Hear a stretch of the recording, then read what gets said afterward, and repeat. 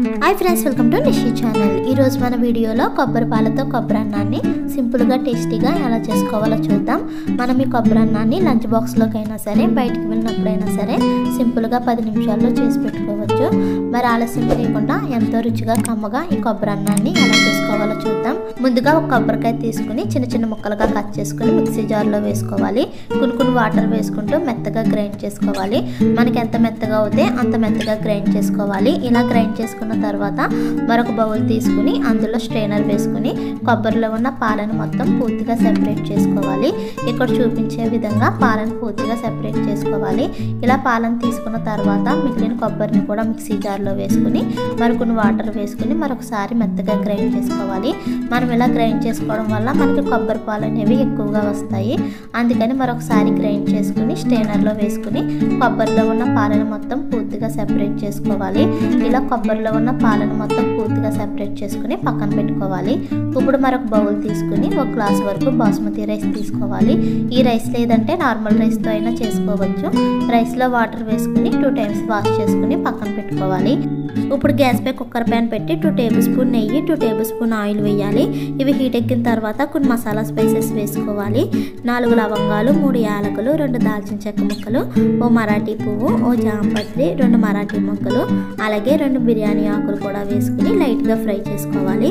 ఇది కొంచెం వేగిన తర్వాత సన్నగా కట్ చేసి పెట్టిన ఒక క్యారెట్ ఒక బంగాళదుంప కూడా వేసుకుని లైట్గా ఫ్రై చేసుకోవాలి। ఇవి కొంచెం వేగిన తర్వాత సన్నగా కట్ చేసి పెట్టిన ఒక ఉల్లిపాయ అలాగే 4 పచ్చిమిర్చి వేసుకుని 2 టేబుల్ స్పూన్ జీడిపప్పు కూడా వేసుకుని త్వరగా ఫ్రై చేసుకోవాలి।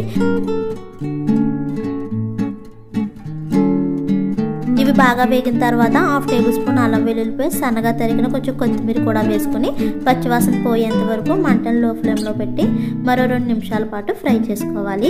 ఇది కూడా వేగిన తర్వాత మనం ముందుగా వాష్ చేసుకున్న రైస్ని తీసుకుని వాటర్ లేకుండా రైస్ని వేసుకోవాలి। ఇలా రైస్ని వేసుకున్న తర్వాత మరొకసారి మొత్తం కలిసేలా కలుపుకోవాలి। మనం ఎక్కువ కలపకూడదు, ఇలా కలపడం వల్ల రైస్ విరిగిపోతుంది। అందుకని మరొకసారి స్లోగా కలుపుకోవాలి।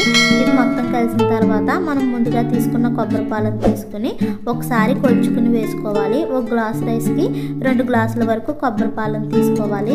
ఇక్కడ చూపించే విధంగా ఇలా కొబ్బరి పాలని 2 గ్లాసుల వరకు తీసుకోవాలి।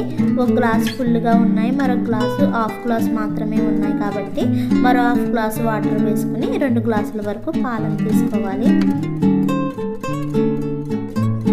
ఇలా కొబ్బరి పాలను వేసుకున్న తర్వాత మరొకసారి కలుపుకొని రుచికి సరిపడిన సాల్ట్ వేసుకోవాలి। అలాగే కొబ్బరి అన్నం స్పైసీగా ఉండడానికి 1/2 టేబుల్ స్పూన్ బిర్యానీ మసాలా కూడా వేసుకొని మరొకసారి మొత్తం కలిసేలా కలుపుకోవాలి।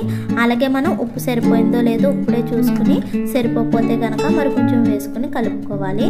ఇది కలిసిన తర్వాత మూత పెట్టుకుని 3 విజిల్లు వచ్చేంత వరకు ఉడికించుకోవాలి। ఇలా 3 విజిల్లు వచ్చిన తర్వాత 10 నిమిషాలు ఆగి మూతను తీసుకుని మరొకసారి కలుపుకోవాలి। అంతే మనకి చాలా పొడిగా కొబ్బరి అన్నం అయితే రెడీ అయిపోయింది। మీరు కూడా ఒకసారి ఇలా ట్రై చేసి చూడండి, చాలా సింపుల్గా టేస్టీగా ఉంటుంది। అలాగే ఈ వీడియో మీకు కూడా నచ్చినట్లయితే ప్లీజ్ లైక్ చేయండి, షేర్ చేయండి, సబ్స్క్రైబ్ చేసి పక్కనే ఉన్న బెల్ బటన్ని క్లిక్ చేయండి। Thank you for watching.